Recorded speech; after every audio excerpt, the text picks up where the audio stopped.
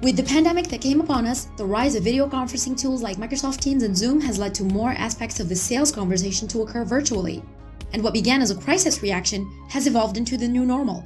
But how normal is the new normal? We're talking about how the strong shift from in-person to virtual selling has transformed B2B sales experience. Virtual sales enablement, new organizations, KPIs, everything is evolving. In the Virtual Selling Podcast, we address these issues in depth twice a week with the experts and leaders of these transformations, heads of sales, sales ops, and sales enablement of the most innovative companies in the field. This podcast is sponsored by SalesDeck.io, the new SaaS platform to make your customer meetings more engaging and better prepared. Find out how you can shorten sales cycles, convert more leads, and increase customer engagement. Virtual selling is here to stay, and so is SalesDeck.io. Hi, everybody. I'm very happy to be with Matt Nettleton, who is president of DTB Training, which is a Sandler licensee. How are you doing, Matt? I'm good. How are you? Fine, thank you. Can you tell us a little bit about what you do and also about Sandler? Yeah, so since 2003, I've been a sales and sales management trainer with Sandler. We're the largest sales training organization in the world. We help people identify and engage and advance their best prospects, and that requires preparation and planning and training.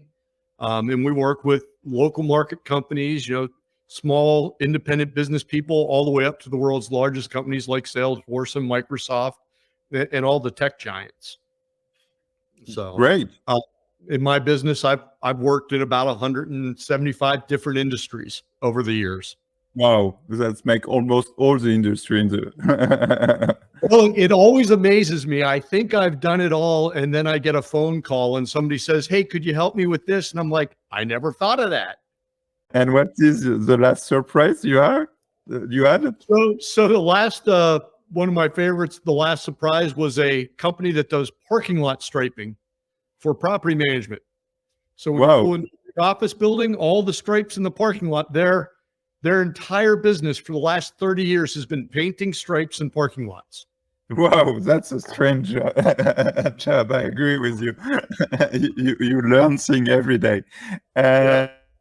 When we prepare this discussion, I introduced you to SalesDeck, and you answered me that, in fact, SalesDeck is not new, and checklists always have existed into sales, and it's part of what you teach to your customers since 2003. Can you tell us a little bit more about checklists and how it is important to have checklists? Right. So listen, under pressure, we're all terrible, right? Under pressure, we all crumble. We don't come up with good questions. We don't do the right thing.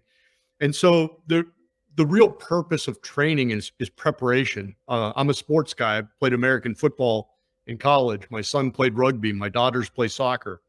All these games that we grow up playing require preparation. And then, if this happens, then I do that. Well, at Sandler, since as long as Sandler's been around, which is 1967, we've had playbooks. And the playbooks are really, they're nothing but flashcards. And if this happens, do this, go to this card. And it's really just preparation and how do you get your mind right so that rather than thinking on a sales call, you can engage your prospect in a conversation that's meaningful to you and valuable to them. Yeah, that's really important, that you need to prepare and you need to know what to do in situation where you are intentioned. Yeah, you have to be prepared to ask questions that are meaningful. You have to be prepared to have an agenda that's mutually beneficial. You have to be prepared as a salesperson, I believe, to be able to say to a prospect, "Hey, you know what? I appreciate you reached out, but based on our conversation, I don't think I can help you. I don't think I'm your best resource. I don't think that we're a fit." And the trouble is, for most salespeople, if they don't prepare, they don't know what questions to ask. They don't know when they should say no. They don't really have an agenda that benefits the buyer. They just want to make a sale. Yeah, sure. So what we're trying to do is we're trying to get our clients to prepare. And you told me about checklists and the importance of checklists. Yeah. Yeah. And so that's, in what I referenced early on, there's a book called The Checklist Manifesto. It's by a guy named Atwal Gawande. It's a great book. And he went around the world and studied why people get sick and die when they're in hospitals. And he found the number one cause of death, regardless of country, was doctors don't wash their hands. It wasn't something advanced or magical. It was just the basics. Because when doctors get super involved, they get busy, they forget. Well, sales is just like that, right? Sales is you get into a sales call and you forget what you're trying to do. You forget the fundamentals. You forget the purpose of the call or the questions that you're supposed to ask or the things that you need to know. And so a checklist, it's not something that you can just read, and it's not something that's static, but it's a series of cards. And hey, if this happens, go to this card, take this action, and see what the other person does. I play a lot of cards. I like to gamble. And cards are a great example of making decisions with incomplete information to the best of your ability, right? But to make the best of your ability decisions, you have to prepare and you have to have played out what happens. And it's another if-then situation. If this happens, then I do this, right? Checklists are a way to formalize. This is really the philosophy of SalesDeck. Yeah, I totally agree with you. And that's really the philosophy of the product SalesDeck that I'm launching. And how do you prepare your checklist? How do you create this checklist? Do you have a format, or how do you adapt it to your customers? So all of my customers have a sales process they're trying to run, right? In order to be an effective salesperson, you have to know who's an acceptable prospect, who's a typical prospect, who's an ideal prospect. You have to understand what series of events somebody has to go through to buy from you. One of the things that shifted in the world is, there are products that people can buy without ever speaking to a salesperson, right? And that universe is expanding. There are more and more things that people can buy without sales. But I don't really work with those companies, right? If you can go online and buy something and never talk to anybody, you're probably not a prospect for me. But there's a lot of the world that doesn't buy that way and can't be sold that way. Right. When the product is complex, where the product need to be negotiated. Well, there's the negotiation, but there's also just, do people get the right product? I'm in the middle of America, and we have a lot of farms here, right? Nothing simpler than put a seed in the ground and grow the plant, eat the plant, put the seed in the ground next year. But the reality is that's a super complex business. And you take any crop and the trait that you're trying to grow in the soil based on the moisture that's expected, you have 3 variables, and all of a sudden you need a human to be involved in that process. And so, that's a sale that's never going to be click the button on the internet, buy the product. Well, that salesperson, they need to have a checklist. They need to know, hey, who am I meeting with, and what is the size of their farm, and what is their soil type, and what are they trying to grow, and what traits important based on where we're at. And so I've got to have a checklist of questions and answers and things that I'm looking for. And so how do you create this checklist? How do you find the question, or express the question to have this checklist and then prepare to the objection? Is it by discussing with top performer, by understanding the business and make them express? What is the steps to create those playbook? So early on, it's a conversation. We say, hey, if you have an ideal client, what are the steps you go through? And then once we have that baseline, then we start to A/B test. Well, what if you did this instead of that? Let's try it for 30 days and see what the results are and pick the better option. And then what if you did that instead of this? And then, well, let's try that for 30 days. And so really a checklist that's well done, or a series of cards, whatever technology you use doesn't really matter, as much as the mindset of there are things that I can do in common, but not robotically. Yeah. Right? Because if you can do it robotically, if it's the same every time, well, you don't need a person to do that. True. Right. But the reality is most sales, it is something that takes human interaction. And we've got to be able to frame the problem and frame the question and frame the solution. We've got to be able to qualify and disqualify. Google only answers the question you ask. Google never says, hey, Matt, that's a terrible question. Let me tell you why you shouldn't be asking that. You should be asking this. Google just type the question in, Google gives you the answer. It's not a search engine, it's an answer engine. Yeah. Yep. As a human, I've got to be able to say, hey, maybe you should be asking this question. Yeah. Other people who buy this, they're looking at this, but you haven't brought that up. And those things have to be loaded into I refer to them as battle cards, right? So if I'm playing a card, and they say this, well, I better ask this question, or they want to do this, well, I better have this agenda ready. I can't do that on the fly. I'm not smart, I guess, but what research has shown us is nobody's actually that smart. I mean, doctors are pretty much the smartest of all of us, and they forget to wash their hands. Yeah. So it might be best to have a prepared checklist that we can work from that covers what we want to have happen and what we should do when that doesn't happen. And you discussed about A/B tests, which is very digital way of comparing email campaigns and stuff like that. How do you apply A/B tests to playbook, checklist, sales conversation? Yeah, well, A/B testing is really simple in theory. In practice, it's tougher. But the reality is, if I'm going to have a playbook, one of my playbook items might be, I'm going to make calls to strangers. I'm going to make cold calls. Well, an A/B test in cold calling, as 95% of all B2B sales calls go to voicemail.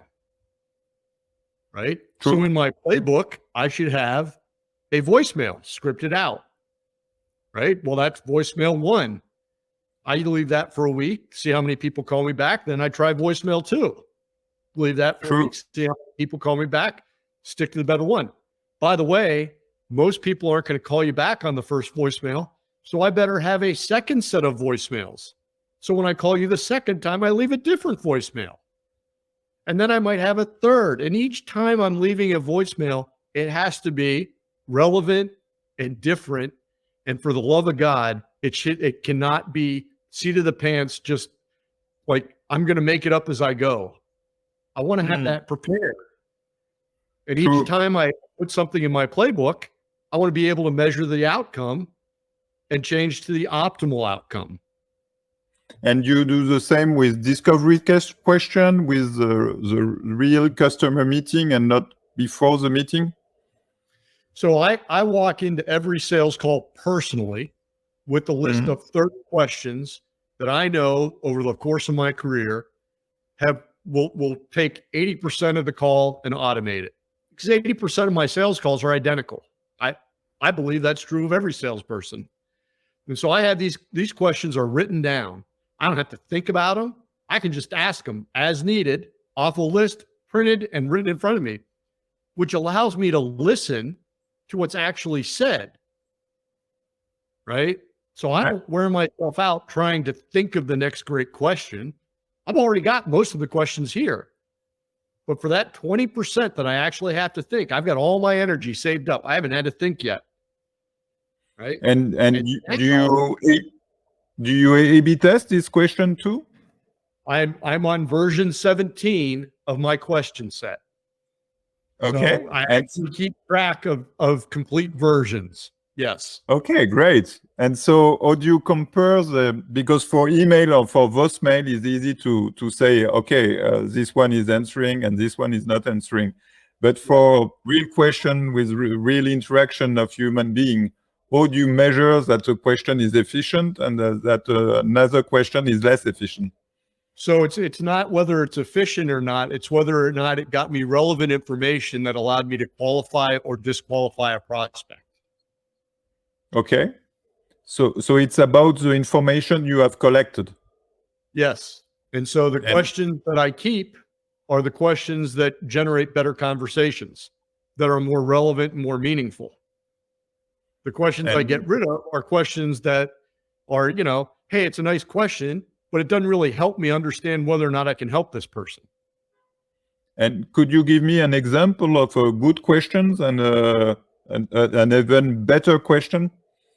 So I'll give you an example of a bad question, right? And then I'll give you an example of a question that's actually turned out surprisingly to be good. So a bad question is, how would you like your salespeople to sell going forward? What would you like them to do differently? It's a terrible question, right? Doesn't help the buyer, doesn't help me. Nobody learns anything. Here's a question that I stumbled on, and it's turned out to be the best question that I ever asked a business owner. Would you buy from your salespeople?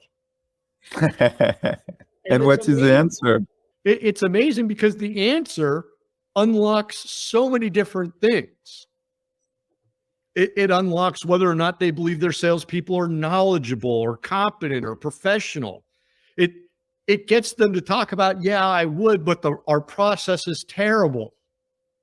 They'll say things that I never thought I would have heard from a business owner. But it's a question that starts a conversation because it puts them into the situation they want their prospects to be in. Stumbled on it. First time I asked it, had a great reaction, wrote it down, and just kept asking it. And after 17 versions, it's been in 15 of the versions. It's the best question I ask. Yeah, it's excellent. I love it. So we are getting to the end of our recording and our podcast. Could you give us some way to contact you if people in our audience are interested to meet you and to discuss with you? Yeah, so you can find me on social media at Sandler DTB Indy. So Sandler DTB Indy on Instagram or Twitter or LinkedIn. You can find me there. You can search me on LinkedIn, Matt Nettleton. I think I'm the only Matt Nettleton that does sales training on LinkedIn. There are a couple other Matt Nettletons. Or you can find me on the internet at dtb.sandler.com. And this episode was really interesting about checklist and the way you create your own checklist. And really, I love the idea that you introduce A/B test to create your playbook, to A/B test the voice messages that you left, to A/B test the questions that you ask, and the way you have discovered your best questions, which is, would you buy from your sales people, which is a great question, and I love it. So this episode of the virtual selling podcast is over. Thanks for sticking around. Join us twice a week for a new episode with new stories and challenge of giants in the field. If you enjoyed today's episode, we are always listening for your feedback. Share the show and subscribe on your favorite podcast platform so you don't miss any episode. This episode was brought to you by SalesDeck.io, the virtual selling platform that increase your sales team efficiency and sales readiness, enable remote management, and advance sales operational excellence. Book your SalesDeck.io demo today to discover how you can close more deals with engaging and better prep customer meetings. Thanks a lot, Matt. It was really a pleasure and it was really interesting. Thank you.